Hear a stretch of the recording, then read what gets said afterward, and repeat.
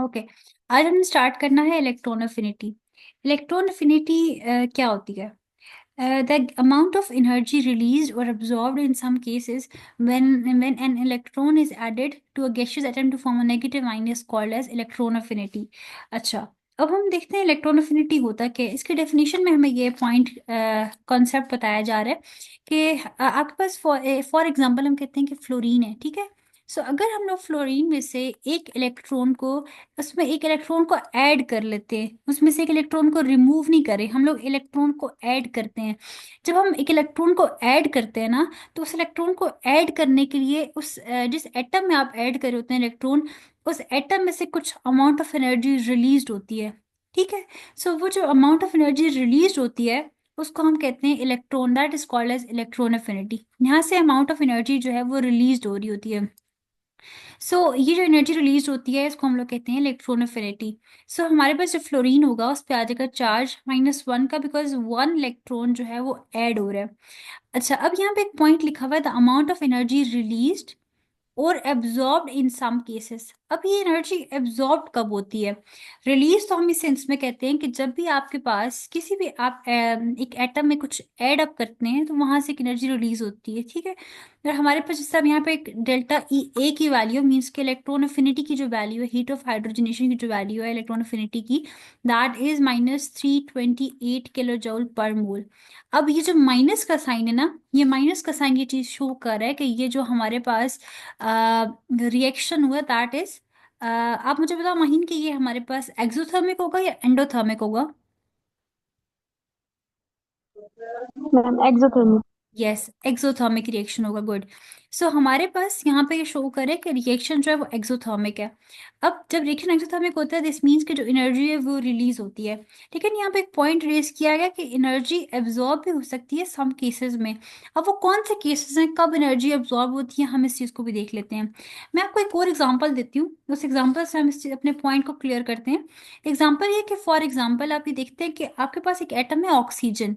Oxygen जो है वो अपना, उसमें अगर आप एक इलेक्ट्रॉन को ऐड करते हैं तो वो आपके पास चार्ज आ जाता है उसके ऊपर माइनस का, ओ नेगेटिव का, ठीक है। हम लोग यहाँ पे मेंशन भी कर देते हैं कि ऑक्सीजन जो है वो गैसियस फॉर्म में होता है, तो जब एक इलेक्ट्रॉन ऐड हो जाएगा तभी वो गैसियस फॉर्म में ही रहेगा। अच्छा, अब जो यहाँ पे एनर्जी रिलीज हो रही है इस एक इलेक्ट्रॉन को ऐड करने से ऑक्सीजन में जो एनर्जी हमारे पास रिलीज हो रही है दैट इज अबाउट -141। ये आपकी बुक में मेंशन है, ठीक है। -141 kJ/mol एनर्जी जो है वो रिलीज हो रही है। लेकिन अब नेक्स्ट टाइम पे क्या होगा कि जब आप एक और इलेक्ट्रॉन को ऐड अप करेंगे, अब देखो एक ऑक्सीजन जो ना ये ओ नेगेटिव हो चुका है, ओ नेगेटिव ये शो कर रहा है कि ऑक्सीजन में वन इलेक्ट्रॉन जो है वो ऐड हो चुका है।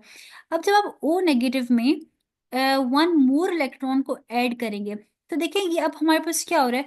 पहले जो है ना ऑक्सीजन के ऊपर वो न्यूट्रल था, उस पर कोई चार्ज नहीं था, एक इलेक्ट्रॉन के आने से वो ओ नेगेटिव बन गया। अब आप जब एक और इलेक्ट्रॉन को ऐड करें तो अब इस पॉइंट को समझने की कोशिश करना, यहाँ पे हो ये रहा है कि जब आप एक और इलेक्ट्रॉन को ऐड करते हैं ना तो ऑलरेडी एक इलेक्ट्रॉन जो है जो ऑलरेडी प्रेजेंट इलेक्ट्रॉन है वो भी नेगेटिव फॉर्म में है, और जो इलेक्ट्रॉन ऐड हुआ है वो भी नेगेटिव में। तो माइनस माइनस हमारे पास जो वो प्लस हो जाता है, ठीक है। तो यहाँ पे हो जाएगा हमारे पास O2। अब O2 पे हमारे पास जो चार्ज होगा, इसको आप O2 इस तरह लिख लें या आप इसको O2 इस तरह से भी लिख सकते हैं कि ये हमारे पास ऑक्सीजन है और इसकी वजह ये -2 का चार्ज आ जाएगा, ठीक है। होता माइनस माइनस प्लस है लेकिन हम माइनस मेंशन करते हैं, ये मैथ का एक सिंपल सा एक फॉर्मूला है या सिंपल सा एक कॉन्सेप्ट है। माइनस माइनस जो है वो प्लस हो जाएगा, लेकिन हमने जो है वो इसमें इसको -2 कर दिया है। अच्छा, अब हमारे पास जो पहला रिएक्शन हुआ था that is exothermic reaction. Plus plus से हमने माइनस के साइन से हमने उसको मेंशन किया हुआ था। अब हमारे पास जब सेकेंड रिएक्शन होगा मीन्स कि ऑक्सीजन ओ नेगेटिव में वन इलेक्ट्रॉन जब एक और हम लोगों ने ऐड कर दी तो O-2 जो हो गया। अब इसकी जो वैल्यू होगी दैट इज 780 kJ/mol। अच्छा, अब ये जो वैल्यू होगी ये हमारे पास नेगेटिव में नहीं बल्कि ये पॉजिटिव में होगी। पॉजिटिव में क्यों है? क्योंकि आपने जब एक और इलेक्ट्रॉन को ऐड किया तो उससे एनर्जी जो है वो रिलीज नहीं होगी बल्कि एनर्जी जो है वो एब्जॉर्ब हो रही है अब, ठीक है। एक जब और इलेक्ट्रॉन ऐड करेंगे ऑलरेडी प्रेजेंट इलेक्ट्रॉन जो है वो भी नेगेटिव फॉर्म में, आपने एक और जब इलेक्ट्रॉन को ऐड किया तो ये ओ नेगेटिव बन जाए, O-2 बन जाएगा। मीन्स कि यहाँ पे जब एक और इलेक्ट्रॉन के ऐड होने से एनर्जी रिलीज नहीं हो रही बल्कि एनर्जी जो है वो इस केस में एब्जॉर्ब होगी। फर्स्ट केस में हम कहते हैं कि जो एनर्जी है वो रिलीज हो रही है, एनर्जी रिलीज हो रही है। और सेकेंड केस में जो एनर्जी है वो अब्जॉर्ब हो रही है। ठीक है। सो इस चीज को आपने पॉइंट को माइंड में रखना है। हम दोबारा डेफिनेशन को रीड करते हैं। अमाउंट ऑफ एनर्जी रिलीज्ड और एब्जॉर्ब इन सम केसेस। अब आपने देख लिया कि वो कौन से केसेस है कि जब कब एनर्जी एब्जॉर्ब होती है। जब आप सेकेंड इलेक्ट्रॉन को ऐड करते हैं तो तब एनर्जी जो है वो एब्जॉर्ब होती है। When an electron is added in a gaseous atom to form a negative ion is called electron affinity. यहाँ तक पॉइंट क्लियर हो गया आपको? यस। ओके। हम आगे देखिए, देखते हैं यहाँ पे क्या मेंशन है। वो this is the amount of energy released when an electron is added in an atom. कह रहे हैं कि ये जो अमाउंट ऑफ एनर्जी रिलीज होती है जब आप एक इलेक्ट्रॉन को ऐड करते हैं। When a second electron is added. Okay, अब आगे मेंशन है कि when a second electron is added to a uni negative ion. जब आप जो है यूनी नेगेटिव आइन मीन्स के देखो हमारे पास जो फर्स्ट हमने रिएक्शन किया था, वो आपके पास रिएक्शन क्या आया था? ओ। उसमें आपने एक इलेक्ट्रॉन को जब ऐड किया तो दैट इज ओ नेगेटिव। ठीक है। अब आप जो है वो सेकेंड इलेक्ट्रॉन में जब ऐड करें तो वो ऑलरेडी नेगेटिव फॉर्म में प्रेजेंट है वो इलेक्ट्रॉन। यहाँ पे आ जाएगा ओ नेगेटिव। ठीक है। वो कह रहे हैं कि when a second electron is added to a uni negative ion. देखो ये यूनी नेगेटिव आइन है ना, मीन्स के -1 का चार्ज है इसके ऊपर। The incoming electron is repelled by the already present negative charge. अब आपने ओ नेगेटिव में जब एक इलेक्ट्रॉन को ऐड किया है, अब ये हमारे पास इनकमिंग इलेक्ट्रॉन है, ये अब न्यू जो इलेक्ट्रॉन आ रहा है ये वो इलेक्ट्रॉन है। ठीक है। सो वो कह रहे हैं कि incoming electron is repelled by the. अब यहाँ पे रिपल्जन होगी, यहाँ पे अट्रैक्शन नहीं हो रही। अट्रैक्शन हमेशा ऑपोजिट चार्जेस में होती है, नेगेटिव पॉजिटिव में जो ना वो अट्रैक्शन होती है, यहाँ पे अट्रैक्शन होती है। लेकिन नेगेटिव नेगेटिव में या पॉजिटिव पॉजिटिव के अंदर जो है वो रिपल्जन होती है। सो अब यहाँ पे भी यही है कि हमारे पास जो है वो रिपल्जन हो रही है। रिपल्जन के केस में क्या होगा कि एनर्जी जो है वो एब्जॉर्ब होगी। ये जो ओ नेगेटिव है और ये जो इनकमिंग इलेक्ट्रॉन है इसी को रिपेल करेंगे, दूर दूर ये मूव करेंगे। ठीक है, अवे मूव करेंगे। तो जब अवे मूव करेंगे तो उस रिजल्ट में रिपलियन होती है और जो एनर्जी है वो एब्जॉर्ब होती है, एनर्जी रिलीज नहीं होती। ठीक है। हमें उन्हें करीब लाने के लिए हमें एनर्जी उस पर अप्लाई करनी पड़ती है, एनर्जी जो है वो एब्जॉर्ब हो जाती है। और इस रिजल्ट में हमारे पास जो है यहाँ पे O-2 बन जाता है। ठीक है। So this is called as the second electron affinity. इसको आप कहते हैं कि आपके पास क्या है, फर्स्ट इलेक्ट्रॉन अफिनिटी। और आपके पास जब सेकेंड इलेक्ट्रॉन आ जाता है तो वो that is second electron affinity. तो एक पॉइंट आपने एमसीक्यू पॉइंट ऑफ व्यू से याद रखने हैं कि हमेशा जो फर्स्ट इलेक्ट्रॉन अफिनिटी की जो वैल्यू होती है that is always in the negative form. ठीक है, वो नेगेटिव में होती है। But the second incoming electron is always in the form of positive. ठीक है, पॉजिटिव चार्ज के साथ होता है। इस चीज को आपने माइंड में रखना है। इसके बाद आ जाता है ट्रेंड। यहाँ तक कोई पॉइंट जो क्लियर ना हो आपका? No ma'am. हो गया, अच्छा ठीक है। अब आगे हम मूव करते हैं ट्रेंड्स पे। ट्रेंड क्या है हमारे पास? लेफ्ट टू राइट ट्रेंड क्या फॉलो होता है और टॉप टू बॉटम ट्रेंड क्या फॉलो होता है, हम इसको देखते हैं। जब भी electron infinity generally increases with increase in the effective nuclear charge across a period and decreases with increase in atomic number down a group as atomic size increase due to the shielding effect। अच्छा माही, अब हम देखते हैं कि हमारे पास जब हम left to right move करते हैं तो इलेक्ट्रॉन अफिनिटी की जो वैल्यू है वो इंक्रीज करिए या डिक्रीज करिए, लेफ्ट टू राइट जब आप मूव करते हैं। अच्छा हमारे पास क्या होता है कि हम जब लेफ्ट राइट मूव करते हैं मीन्स के आपके पास एटम जिस तरह से होते हैं, सोडियम है, देन मैग्नीशियम आ जाता है, फिर आगे एल्यूमिनियम है, सिलिकॉन, इस तरह से सारे एटम्स हैं आपके पास। ठीक है। तो अब लेफ्ट टू राइट मूव करें तो हमारे पास इलेक्ट्रॉन अफिनिटी की जो वैल्यू है वो इंक्रीज करी होती है। क्यों इंक्रीज करी होती है? इंक्रीज करने के रीजन ये है, यहाँ पे मैं मेंशन कर देती हूँ कि इलेक्ट्रॉन अफिनिटी जो है वो इंक्रीज करी है। अच्छा, अब इंक्रीज क्यों करती है? क्योंकि देखिए जब आप लेफ्ट टू राइट मूव कर रहे होते हैं तो जो साइज है एटम का, अब आप मुझे बताओ कि साइज इंक्रीज कर रहा होता है या डिक्रीज कर रहा होता है लेफ्ट टू राइट? एक एटम का। यस, एटम का साइज जो है वो लेफ्ट टू राइट इंक्रीज करता है या डिक्रीज करता है? मैम एटॉमिक रेडियस के लिहाज से देखें या फिर नॉर्मल जैसे देखते हैं। हाँ, साइज एटॉमिक रेडियस ही है, साइज और एटॉमिक रेडियस एक ही चीज है। मैम वो स्मॉल हो जाता है। हाँ, स्मॉल दिस मीन्स के वो डिक्रीज हो रहा होता है। ठीक है, सोडियम का साइज लार्ज होता है, मैग्नीशियम का स्मॉल है, एल्यूमिनियम का उससे भी स्मॉल है, सिलिकॉन का उससे भी स्मॉल है। इस तरह साइज जो है ना वो डिक्रीज कर रहा होता है। ये आप कह सकते हैं कि एटॉमिक रेडियाई, चले यहाँ पे एटॉमिक रेडियाई की टर्मिनोलॉजी यूज कर लेती हूँ। एटॉमिक रेडियाई जो है वो डिक्रीज करता है। जब एटॉमिक रेडियाई डिक्रीज करेगा तो महीना आपको क्या लगता है कि जब हम लोग एक एक्स्ट्रा इलेक्ट्रॉन को, एक इनकमिंग इलेक्ट्रॉन आ रहा है और उसको हम लोग जब एटम में ऐड करें, फॉर एग्जांपल ये सोडियम है, जब इसमें मैं एक इलेक्ट्रॉन को आगे ऐड कर रही हूँ, ऑलरेडी इसका जो साइज है वो बहुत स्मॉल है, जो इसमें प्रेजेंट मॉलिक्यूल्स है वो बहुत कंजस्टेड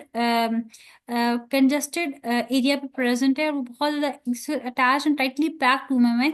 तो अगर मैंने एक और इलेक्ट्रॉन को ऐड करना है, तो मुझे आप बताओ कि क्या मेरे लिए उस इलेक्ट्रॉन को ऐड करना डिफिकल्ट होगा या इजी होगा? मैम डिफिकल्ट होगा। यस, डिफिकल्ट होगा। अगर डिफिकल्ट होगा तो इससे क्या है कि मुझे इलेक्ट्रॉन को मैंने ऐड तो हर हाल में करना है। तो जब मैं इलेक्ट्रॉन को ऐड करूंगी तो उस इलेक्ट्रॉन को ऐड करने के लिए जो एनर्जी मुझे प्रोवाइड करनी पड़ेगी, वो एनर्जी जो है वो मैक्सिमम अमाउंट में होगी या मिनिमम अमाउंट में मैं एनर्जी यूज करूंगी, तो तभी मेरा इलेक्ट्रॉन जो है वो ऐड हो जाएगा।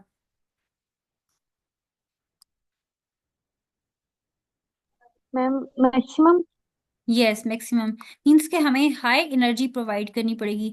और हमें जो एनर्जी प्रोवाइड कर रहे हैं that is called as the electron affinity. ठीक है, यही एनर्जी है जो एक एटम को ऐड अप करने के लिए जब आपको जो एनर्जी प्रोवाइड करनी पड़ती है, that is electron affinity. Means के वो एनर्जी जो रिलीज हो रही है और एब्जॉर्ब हो रही है। समटाइम आपको जब आप एक एटम में एक इलेक्ट्रॉन को ऐड करें, ये सोडियम का एटम है और इसमें आप एक एक्स्ट्रा इलेक्ट्रॉन को बाहर से ऐड करें, तो इस उस जब ऐड करेंगे तो सोडियम में से कुछ अमाउंट ऑफ एनर्जी रिलीज होगी। अगर यहाँ पे इसको ऐड करना डिफिकल्ट है, दिस मीन्स कि एक high amount of energy release हो रही है। या अगर आप सेकेंड इलेक्ट्रॉन ऐड करें तो उस केस में हमारे पास क्या होगा कि हाई एनर्जी प्रोवाइड करनी पड़ी होगी हमें सेकेंड इलेक्ट्रॉन को। अच्छा, आपके माइंड में क्वेश्चन आया कि हम लोग सेकेंड इलेक्ट्रॉन को ऐड करते हुए एनर्जी एब्जॉर्ब क्यों हो रही है, यहाँ पे तो एनर्जी रिलीज होनी चाहिए थी। अगर ये माइंड में क्वेश्चन आया तो वेल एंड गुड, अगर नहीं भी आया तो इसकी रीजन ये है कि देखो, जब फर्स्ट इलेक्ट्रॉन आप ऐड करें तो मैक्सिमम अमाउंट में एनर्जी जो है वो रिलीज हो चुकी है, निकल चुकी है एनर्जी। अब सफिशिएंट इतनी एनर्जी नहीं है कि एटम के पास कि वो एक सेकेंड इलेक्ट्रॉन को ऐड करे। इसके लिए हमें क्या करना पड़ता है कि हमें खुद से एक एक सफिशिएंट अमाउंट ऑफ एनर्जी जो है उस एटम को प्रोवाइड करनी पड़ती है एक इलेक्ट्रॉन को ऐड करवाने के लिए। That's why we call them के जब सेकेंड इलेक्ट्रॉन को हम ऐड करवाते हैं तो हमें एनर्जी एनर्जी जो होती है वो एब्जॉर्ब्ड होती है। मीन्स के ये एटम जो है ये एनर्जी ले रहा होता है, एब्जॉर्ब कर रहा होता है एनर्जी को। लेकिन फर्स्ट इलेक्ट्रॉन के केस में एनर्जी जो है यहाँ से वो रिलीज हो रही होती है। ठीक है। अच्छा, इसके बाद हमारे पास जो है वो हमने देखा, दिस मीन्स कि जब हम लेफ्ट टू राइट जाएंगे, क्योंकि हमारे एटम का साइज जो है वो डिक्रीज कर रहा है, एटॉमिक रेडियस। नेक्स्ट टाइम आपने ये चीज नहीं वो अपने माइंड में लेकर आनी है, क्वेश्चन आपके पास नहीं आना चाहिए कि एटॉमिक साइज या एटॉमिक रेडिया है। एटॉमिक साइज और एटॉमिक रेडिया में कोई डिफरेंस नहीं है, इनके मीनिंग और कॉन्सेप्ट सेम बिल्कुल। ठीक है। सो लेफ्ट राइट हम जब जाते हैं तो एटॉमिक साइज एटॉमिक रेडिया जो है ये डिक्रीज कर रहा होता है। जब एटॉमिक रेडियस डिक्रीज करता है, दिस मीन्स के जो इलेक्ट्रॉन को ऐड करना है वो हमारे लिए डिफिकल्ट होगा और हमें हाई एनर्जी प्रोवाइड करनी पड़ेगी। हम कह रहे हैं कि लेफ्ट टू राइट हमारे पास आयनाइजेशन एनर्जी जो है वो इंक्रीज करती है। इंक्रीज करना मीन्स कि जैसे जैसे आप आगे मूव करते हैं तो आपके पास साइज श्रिंक कर रहा है, साइज डिक्रीज कर रहा है। साइज जितना डिक्रीज करता जाएगा ऑब्वियसली आपको उतनी ज्यादा एनर्जी रिक्वायर्ड हो जाएगी, इतनी एनर्जी रिलीज होगी उस एटम से, उतनी एनर्जी एब्जॉर्ब होगी। मीन्स कि उतनी ज्यादा इलेक्ट्रॉन अफिनिटी की वैल्यू आपके पास आएगी। ठीक है। सो आपने क्या, आपकी बुक में जो है वो ऑक्सीजन की टू वैल्यूज मेंशन है, ऑक्सीजन की first ionisation energy and second की वैल्यूज। ये आपसे एग्जाम में पूछी जा सकती है, ये आपने याद रखनी है। ठीक है। और इस तरह से फर्स्ट पेज पे आप अगर लास्ट पेज पे जाएं तो आपके पास फ्लोरीन की वैल्यू है, गिवन है। तो उसकी जो है फ्लोरीन की जो वैल्यू है -328, ये आपको अपने टिप्स पे याद होनी चाहिए। ठीक है, फ्लोरीन की -328। ऑक्सीजन की ओ नेगेटिव की जो है वो दैट इज -141 किलो जॉल्स पर मोल। एंड O-2 की जो है दैट इज 780 किलो जॉल्स पर मोल, किलो जॉल्स पर मोल आती है। ठीक है। सो इस तरह से हमने देखा ट्रेंड लेफ्ट टू राइट, तो ये ट्रेंड फॉलो होता है। अच्छा, अब हम ना एक ग्राफ भी ड्रॉ कर लेते हैं, उस ग्राफ के अकॉर्डिंगली हम ये देखते हैं कि साइड पे अब मैं ग्राफ ड्रॉ कर लेती हूँ कि हमारे पास इसका ग्राफ क्या बनता है आयनाइजेशन एनर्जी का। ठीक है। सो अगर हम लोग ग्राफ ड्रॉ करें तो हम ये चीज़ देखते हैं कि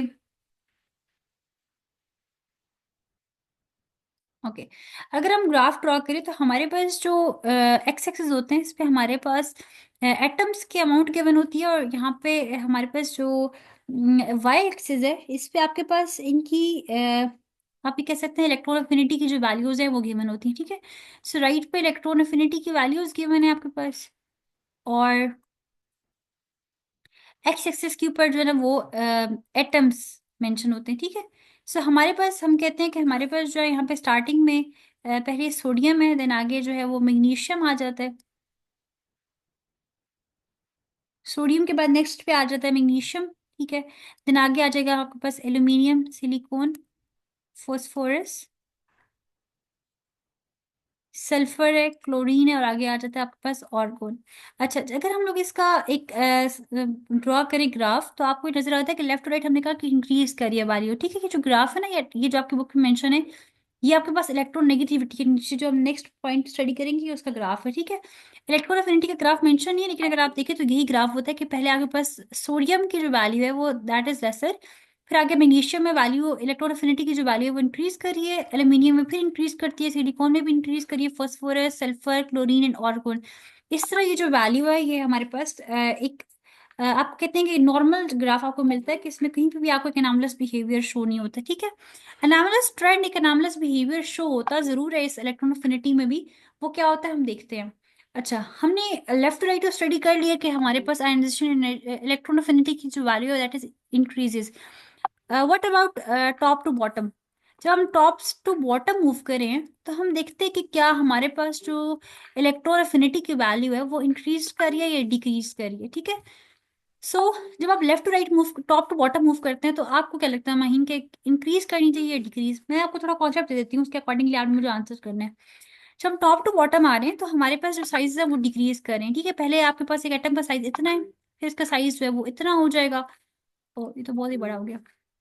अच्छा, फिर एक एटम का साइज जो है वो इतना हो जाएगा, फिर उसके बाद नेक्स्ट का साइज इतना बड़ा हो जाएगा, और उसके बाद तो टॉप टू बॉटम जब हम मारे तो साइज इंक्रीज कर रहा होता है, ठीक है, क्योंकि नंबर ऑफ शेल्स जो है ना वो ऐड हो रहे होते हैं।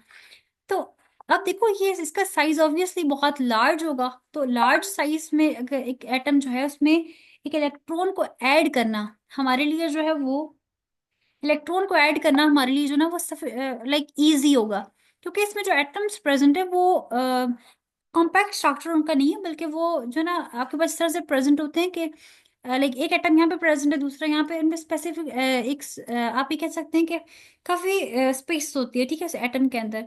तो एक इलेक्ट्रॉन को ऐड करना हमारे लिए डिफिकल्ट नहीं होगा। तो इसलिए आपको क्या लगता है कि जब हम लोग टॉप टू बॉटम मूव करते हैं तो आयनाइजेशन एनर्जी की जो वैल्यू है वो इंक्रीज करी होगी या फिर डिक्रीज करी होगी। Ma'am decrease. डिक्रीज करी हुई, यस। सो आपको इनर लेस एनर्जी प्रोवाइड करनी पड़ेगी जो हमारे पास लास्ट वाले एटम्स हैं उनको। अच्छा, हम लोगों ने कहा, आपने कहा कि डिक्रीज करी होगी। अब यहाँ पे है ना, हम एक एनामलस बिहेवियर नजर आता है। वो एनामलस बिहेवियर कहाँ पे होता है। अगर आप बात करें ग्रुप 7 के एलिमेंट्स की, ग्रुप 7 के एलिमेंट्स जो है हम उनको नोबल गैसेस कहते हैं, इनर्ट हाइड्रोजन्स कहते हैं, या नोबल गैसेस कहते हैं हम लोग। हेलोजन। Yes, halogens. जो ग्रुप 7 के एलिमेंट्स हैं, मींस हैलोजेंस जो हैं, वो आपके पास कौन कौन से हैं, आपको नेम आते हैं तो मुझे बताओ। Fluorine, chlorine, bromine, iodine, yes, fluorine, chlorine, bromine and iodine. आगे एस्टाटीन उसकी जरूरत नहीं है अभी। अच्छा, सो हमारे पास ये जो एटम्स हैं, fluorine, chlorine, bromine, iodine, trend के अकॉर्डिंग होना ये चाहिए कि फ्लोरीन की सबसे हाईएस्ट वैल्यू होनी चाहिए आयनाइजेशन इलेक्ट्रॉन अफिनिटी की, देन क्लोरीन की, देन ब्रोमीन की, देन आयोडीन की, एंड लास्ट में एस्टाटीन की। लेकिन ऐसा होता नहीं है। होता क्या है कि जो क्लोरीन है इसकी हाईएस्ट इलेक्ट्रॉन अफिनिटी की वैल्यू है। एंड जब हम लोग क्लोरीन से आगे फर्दर मूव करते हैं down the group, chlorine, bromine, iodine, astatine, तो जो वैल्यू है इलेक्ट्रॉन अफिनिटी की वो डिक्रीज कर रही है। मीन्स कि हाईएस्ट वैल्यू जो है वो क्लोरीन की है, क्लोरीन की वैल्यू सबसे ग्रेटर है, देन आती है ब्रोमीन की वैल्यू, देन आ जाती है आयोडीन की, और लास्ट में आती है फ्लोरीन की वैल्यू।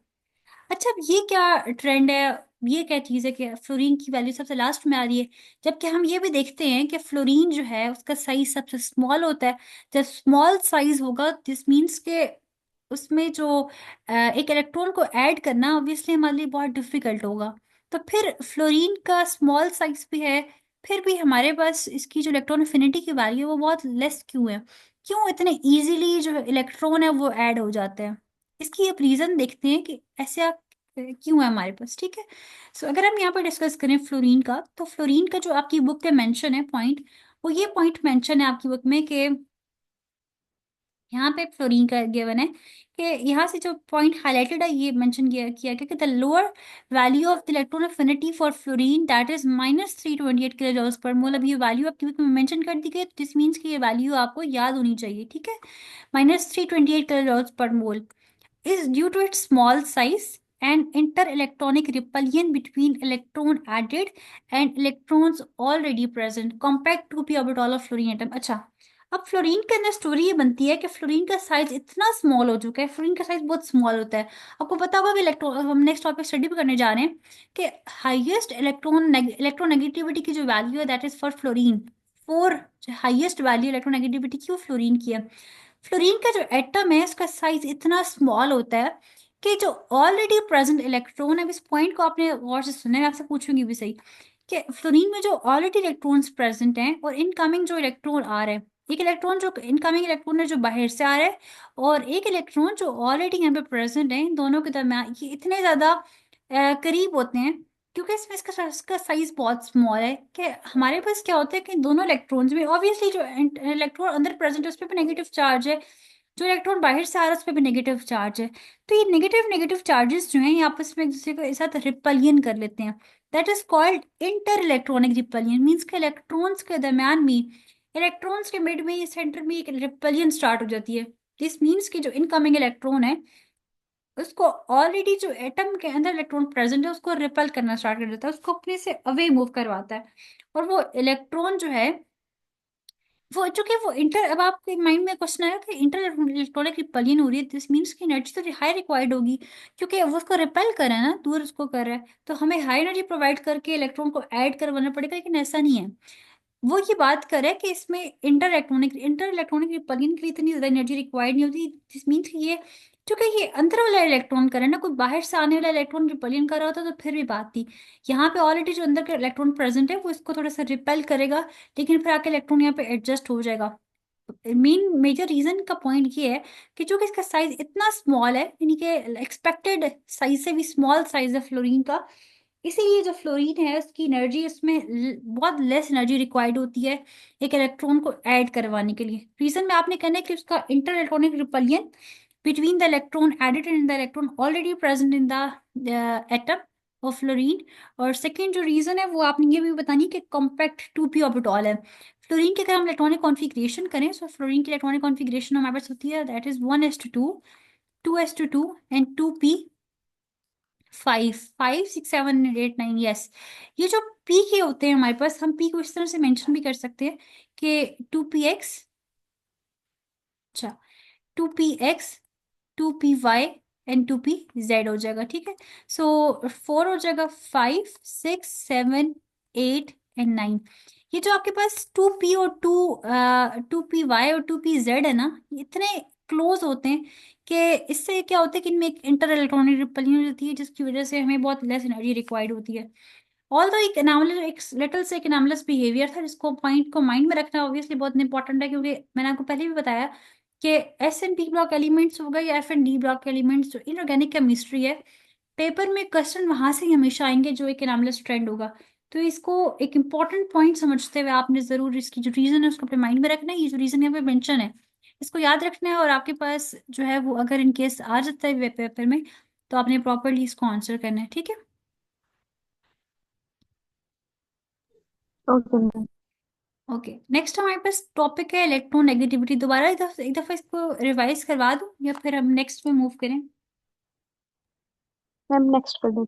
ओके, नेक्स्ट हमारे पास टॉपिक है दैट इज द इलेक्ट्रोनेगेटिविटी। अच्छा, अब इलेक्ट्रोनेगेटिविटी क्या होता है हमारे पास?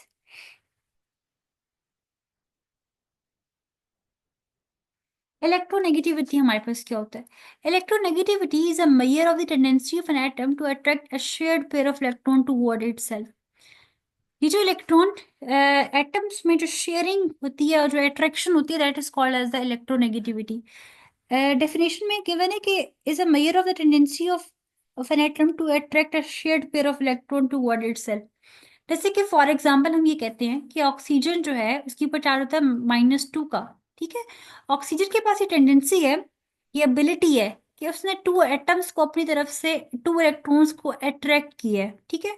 वैसे तो ऑक्सीजन अगर जब ओ की फॉर्म में होगा दिस मीन्स कि उसने कुछ भी नहीं किया हुआ, लेकिन जब उसके ऊपर वो नेगेटिव -2 आता है, -2 का चार्ज इसके ऊपर आ जाता है, दिस मीन्स कि उसने टू इलेक्ट्रॉन्स को अट्रैक्ट किया अपने तरफ, ठीक है, अपने टू इलेक्ट्रॉन्स को अपने करीब लेकर आया। सो ये जो टेंडेंसी है ऑक्सीजन एटम की, इसके अंदर ये टेंडेंसी एक एबिलिटी है इलेक्ट्रॉन को अट्रैक्ट करने की, that is called as the electronegativity. अब इलेक्ट्रोनेगेटिविटी का आपको जो है वो कुछ इसमें पॉइंट्स क्लियर होने चाहिए। आपको ये बात पता हो कि इलेक्ट्रोनेगेटिविटी में हमारे पास जो सबसे हाईएस्ट इलेक्ट्रोनेगेटिविटी वैल्यू की जो वैल्यू है, मैंने अभी भी आपको बताई है। आपके माइंड में है तो मुझे बता दूं, वरना मैं आपको खुद बताती हूँ। सबसे हाईएस्ट इलेक्ट्रोनेगेटिविटी की जो वैल्यू है वो किसकी है? फ्लोरीन। Yes, fluorine. और इसकी वैल्यू आपको पता है क्या होती है? 3.8। नो, 4। ठीक है, इसकी वैल्यू होती है 4।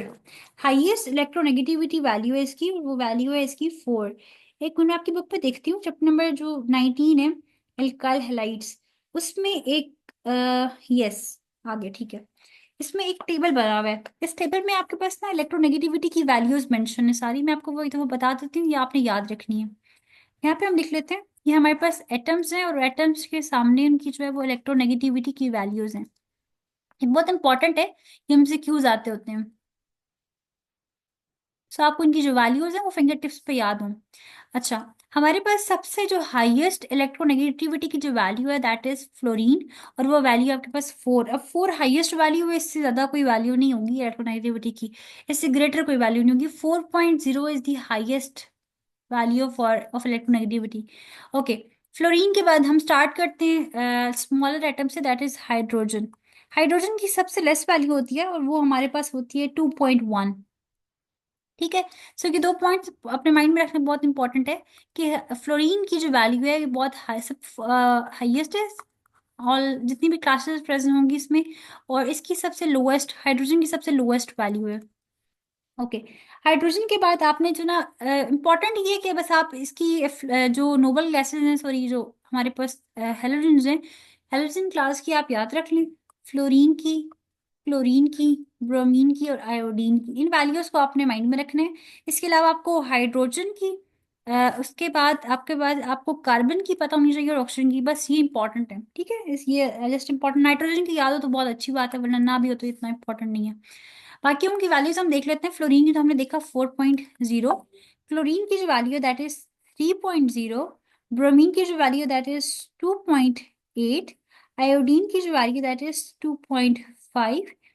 उसके बाद आपके पास कार्बन की है, आयोडीन की और कार्बन की सेम है। ठीक है, कार्बन की जो है वो भी 2.5 है। ऑक्सीजन की आई थिंक 3.1 या 3.2 समथिंग इस तरह से है। और नाइट्रोजन की मुझे मेरे माइंड में नहीं है इस टाइम पे। ठीक है, सो इसकी मैं देख के आपको बता देती हूँ। बाकी जो ना ये आपके पास वैल्यूज इन सबकी, और ये आपने इंपॉर्टेंट है और आपने इनको माइंड में रखना है। बैक वापस मूव करते हैं अपने टॉपिक पे। हम लोग स्टडी करें इलेक्ट्रोनेगेटिविटी को। अच्छा, इलेक्ट्रोनेगेटिविटी हमने देख लिया कि एक एटम की टेंडेंसी एक इलेक्ट्रॉन्स को अट्रैक्ट करने की, that is called as the electronegativity. आगे हम देखते हैं electronegativity has no unit. Important point है ये भी, एमसीक्यूज पॉइंट ऑफ व्यू से इसको अपने माइंड में रख लो कि इलेक्ट्रोनेगेटिविटी का कोई यूनिट नहीं होता। The most commonly used scale for its measurement is the Pauling scale. ये भी बहुत इंपॉर्टेंट पॉइंट है, आपको पता होना चाहिए कि इलेक्ट्रोनेगेटिविटी की जो वैल्यू है उसको मेजर करने के लिए जो हम स्केल यूज करते हैं that is called as the Pauling scale. According to this scale, fluorine, the most electronegative atom, is assigned a value of 4, and value ranges down to cesium and francium, which are the least electronegative element. Okay, fluorine most electronegative element है, और caesium and francium least electronegative atom है। अभी मैंने आपको बताया था hydrogen है। Hydrogen को मैं आपको अपने कॉन्टेक्स्ट के अकॉर्डिंग बता रही थी कि जो एफएससी लेवल तक बुक पे बात की जाती है वो हाइड्रोजन तक बात की जाती है। यहाँ पे जस्ट इन्होंने आपको एक पॉइंट रेस कर दिया, और एक पॉइंट आपको एक इन्फॉर्मेशन नॉलेज शेयर कर दिया कि सीजियम और फ्रेंसियम की all over the whole periodic table least electronegative की जो वैल्यू है that is caesium and francium. Okay, अब हम मूव करते हैं ट्रेंड। इसके ट्रेंड पे हमें कोई भी नामलेस बिहेवियर नजर नहीं आता। ट्रेंड में ये होता है कि आप जब मूव करते हैं, when you are moving from, यहाँ पे हम देख सकते हैं when you are moving from left to right, तो जो इलेक्ट्रोनेगेटिविटी की जो वैल्यूज होती हैं वो इंक्रीज कर रही होती हैं। ठीक है, तो अब लेफ्ट राइट, सॉरी, जब आप लेफ्ट टू राइट मूव करते हैं, यहाँ पे हम लोग यहाँ पे मेंशन करके देख लेते हैं। जब हम लेफ्ट टू राइट मूव कर रहे होते हैं तो हम ये चीज देखते हैं कि हमारे पास जो साइज है वो डिक्रीज कर रहा होता है। एटॉमिक साइज या एटॉमिक रेडियाई जो है वो डिक्रीज करता है। जो स्मॉलर एटम्स होते हैं उनके पास इलेक्ट्रॉन्स को अट्रैक्ट करने की टेंडेंसी ग्रेटर होती है। तो जब हम लेफ्ट टू राइट मूव करें तो दिस मीन्स पे क्या होना चाहिए, लेफ्ट टू राइट जब हम मूव मूव करेंगे तो एटम के जो साइजेस हैं वो स्मॉल होते जा रहे हैं। तो जब साइज स्मॉल होंगे तो दिस मीन्स उनकी इलेक्ट्रोनेगेटिविटी की जो वैल्यूज होंगी वो हायर होंगी, ठीक है। तो लेफ्ट टू राइट इलेक्ट्रोनेगेटिविटी की जो वैल्यूज हैं वो इंक्रीज हो रही हैं। डाउन द ग्रुप जा रहे हैं, there is increase in size of the atom, so electronegativity जो है वो डिक्रीज कर रही है। टॉप टू बॉटम इलेक्ट्रोनेगेटिविटी की जो वैल्यूज है वो डिक्रीज करती है। ये मैं आपको ट्रेंड बता रही हूँ इलेक्ट्रोनेगेटिविटी का, ठीक है। टॉप टू बॉटम जो है ये डिक्रीज करती है इलेक्ट्रोनेगेटिविटी, क्योंकि साइज जो है वो जब आप टॉप से बॉटम में जा रहे हैं साइज जो है वो इंक्रीज कर रहा होता है, सफिशिएंट अमाउंट में साइज इंक्रीज करती है, क्योंकि एक हर पॉइंट हर स्टेप के ऊपर, हर जब टॉप से बॉटम पे आते हैं तो हर नंबर पे हर स्टेप पे एक शेल ऐड हो रहा होता है जिसकी वजह से साइज इंक्रीज कर जाता है। साइज इंक्रीज करने से एक इलेक्ट्रॉन को अट्रैक्ट करने की जो एबिलिटी है वो हमारे पास ना लाइक सफिशिएंट नहीं होती, क्योंकि ना उस एक एटम के अंदर भी कोहेरेंस खत्म हो चुकी है। उस एटम के अंदर जितने भी मॉलिक्यूल्स प्रेजेंट होते हैं वो अब फ्री अमाउंट में प्रेजेंट है, ठीक है, फ्री स्टेट में प्रेजेंट है। वो साइड पे प्रेजेंट जो बिल्डिंग्स हैं उनके साथ ये जो इसकी जो बाउंड्रीज हैं उससे अट्रैक्ट कर रहे हैं, सॉरी उसके साथ जो ना ये जाके आप कह सकते हैं स्ट्राइक कर रहे हैं, और जो से बाकी जितने भी मॉलिक्यूल्स प्रेजेंट है सबसे स्ट्राइक करते हैं। तो इस सब में खुद भी कोहेरेंस नहीं है। तो इनको इलेक्ट्रॉन को अट्रैक्ट करने की जो एबिलिटी इनके पास होती है वो बहुत मिनिमम होती है, ठीक है। तो इसीलिए हम कहते हैं कि जब हम left to right top to bottom move करते हैं तो इलेक्ट्रोनेगेटिविटी की जो वैल्यूज हैं डिक्रीज करती हैं। बट आप जब मूव करते हैं लेफ्ट टू राइट तो साइज डिक्रीज हो रहा होता है और इलेक्ट्रोनेगेटिविटी की जो वैल्यूज है वो इंक्रीज करती हैं। ओके, अब इसके बाद नेक्स्ट हमारे पास स्टार्ट होती है फिजिकल प्रॉपर्टीज। फिजिकल प्रॉपर्टीज को स्टार्ट करने से पहले यहाँ पे कोई पॉइंट जो आपको क्लियर ना हुआ मैं वो बता देती हूँ, फिर उसके बाद हम स्टार्ट करते हैं। No ma'am. क्लियर है सब पॉइंट्स? Yes ma'am. ठीक है। अच्छा, इसके बाद ना आप एक चीज देखो कि जो आपके पास ये याद तो नहीं करने वाली चीज, आपके पास ये जो मेंशन है यहाँ पे पेज नंबर लास्ट पेज पे आते हैं, यहाँ पे हमने जो आयोनाइजेशन एनर्जी को स्टडी किया था यहाँ पे एक टेबल गिवन है जो मैं कल डिस्कस नहीं कर सकी थी आपके पास, आपके साथ ये टेबल गिवन है और उस टेबल में देखो आपके पास आयोनाइजेशन एनर्जी की जो वैल्यूज है ये गिवन है, ठीक है। Sodium, magnesium, aluminium, silicon, phosphorus, sulphur and fluorine की जो वैल्यूज है वो गिवन है हमें, ठीक है।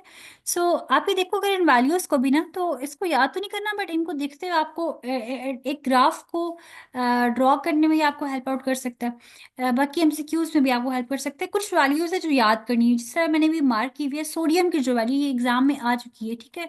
सोडियम की फर्स्ट आयनाइजेशन एनर्जी की जो value that is 496 kilojoules per mole. इसका यूनिट जो है अगर आपको नहीं पता तो किलो जूल्स पर मोल होता है, ठीक है। नीचे मेंशन भी है इलेक्ट्रॉन अफिनिटी का, वैसे आयनाइजेशन एनर्जी का भी देखो ये मेंशन किया हुआ भी है इन्होंने, किलो जूल्स पर मोल होता है। सोडियम की 496 किलो जूल्स पर मोल है, ये आपको याद हो, बाकी आगे पीछे याद ना करना। मैग्नीशियम की देखो 738 है। अब मैग्नीशियम की जो वैल्यू है वो सोडियम से ग्रेटर है। नेक्स्ट पे आते हैं दैट इज एल्यूमिनियम 578 जो कि इससे लेसर वैल्यू है। दिस मीन्स कि यहाँ पे हमें एक अनॉमलस बिहेवियर नजर आ रहा है, एक एक्सेप्शन नजर आ रही है, ठीक है। नेक्स्ट पे आ जाते हैं तो फिर वैल्यू इंक्रीज करती है 786।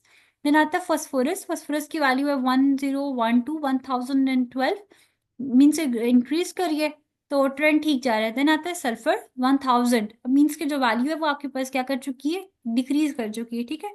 देन हमारे पास फिर 1251 मीन्स की 1251 वैल्यू आ जाती है, किलोजोल पर मोल वैल्यू है आयनाइजेशन एनर्जी ऑफ क्लोरीन की, ठीक है। सो हमें एक अनामलस बिहेवियर नजर आ रहा है मैग्नीशियम और एल्यूमिनियम में, और फिर उसके बाद फॉस्फोरस और सल्फर में। तो इन पॉइंट्स को आपने याद रखने, जो सोडियम की वैल्यू है वो आपने याद करनी है। इसी तरह से हमारे पास लास्ट पेज पे अगर हम आ जाए तो हमारे पास एटॉमिक साइज का है। उसमें भी हमारे पास जो बॉटम में आपको एक ना टेबल नजर आ रहा है 13.1, उसमें भी सेम ऐसे ही कि आपके पास एटॉमिक एंड आयनिक रेडियाई की एक टेबल गिवन है। इसमें भी आपको सोडियम की जो वैल्यू है वो याद करनी पड़ेगी। एटॉमिक रेडियाई की मुझे याद है पेपर में आ चुकी है, आयनिक रेडियाई की मैंने कभी नहीं देखी, आयनिक रेडियाई की याद करने की जरूरत भी नहीं है। सोडियम की और मैग्नीशियम की दैट इज 1.54 फॉर सोडियम और 1.36 जो है वो मैग्नीशियम की वैल्यू है। ये वैल्यूज आपने याद रखनी है, पेपर में आ चुकी हैं और एक्सपेक्टेड है भी कि आ भी सकती हैं, ठीक है। तो ये आपको याद होनी चाहिए। अच्छा, अब आगे मूव करते हैं अपने टॉपिक पे next that is physical properties, जिसको हम स्टार्ट कर लेते हैं, ठीक है। उसके बाद नेक्स्ट पे फिजिकल प्रॉपर्टीज। फर्स्ट जो फिजिकल प्रॉपर्टी है that is the electrical conductivity. Next आपने स्टडी करना है इसमें melting and boiling. Point two आपके पास जो है वो यहाँ पे फिजिकल प्रॉपर्टीज, ठीक है। फर्स्ट पे देखते हैं हमारे पास है electrical conductivity. Okay. Electrical conductivity is the ability of a substance to conduct the electric current due to the presence of charged particles and free electrons or ions. अब ये electrical conductivity क्या होती है? इलेक्ट्रिकल कंडक्टिविटी एक्चुअली ये होती है कि किसी भी एटम के पास इतनी एबिलिटी होना कि वो इलेक्ट्रिक करंट को कंडक्ट करवा सके in the presence of charge particles. Conduct electrical current current को कंडक्ट करवाने का मतलब ये होता है कि कोई भी चार्ज अभी फ्री इलेक्ट्रॉन्स की like charge particles already present हैं उस एटम में, लेकिन फिर भी एक न्यू एटम को उस न्यू इलेक्ट्रॉन को उसमें ऐड करवाना। जैसे कि फॉर एग्जांपल हमने देखा था कि ओ नेगेटिव था, यानी कि ऑक्सीजन के ऊपर ऑलरेडी एक नेगेटिव चार्ज प्रेजेंट था। या हम इसका इस सेंस में मीनिंग देते हैं, हम ये कहते हैं कि जैसे कि फॉर एग्जांपल हमारे पास अमोनिया एक बेस्ट एग्जांपल है इसकी। अमोनिया में ये होता है कि NH3 है, ठीक है, अमोनिया का। अब ऑलरेडी नाइट्रोजन के पास एक लोन पेयर प्रेजेंट है। हम इस लोन पेयर के प्रेजेंट होने के बावजूद भी एक इलेक्ट्रॉन को बाहर से ऐड कर दें इसको, that is called as the electron electrical conductivity. Means कि electrical conductivity is the ability of a substance to conduct the electric current due to the presence of a charged particles, free electrons and ions. Next पे हम move करते हैं।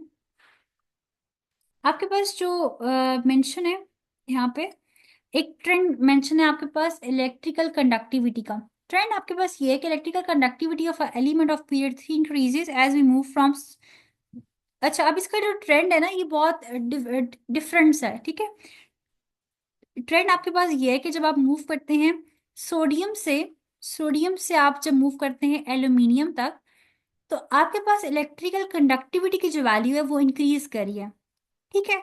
And then decreases till the end of the period. Means कि aluminium तक की value increase करती है। Then आ जाता है सिलिकॉन। सिलिकॉन के बाद phosphorus, sulphur, chlorine and organ तक की जो वैल्यू है ये आपके पास डिक्रीज करी है। अब हम इसकी रीजन देखते हैं कि क्यों हमारे पास सोडियम से एल्यूमिनियम तक की वैल्यू इंक्रीज करती है, देन सिलिकॉन से ऑर्गन डिक्रीज करी है। Electrical conductivity, sodium, magnesium, and aluminium are all good conductors of electricity.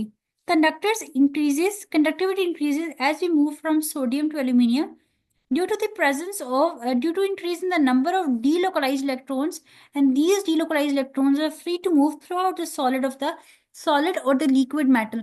अच्छा, होता ये है कि जब आप लिक्विड, अगर आप बात करें सोडियम की,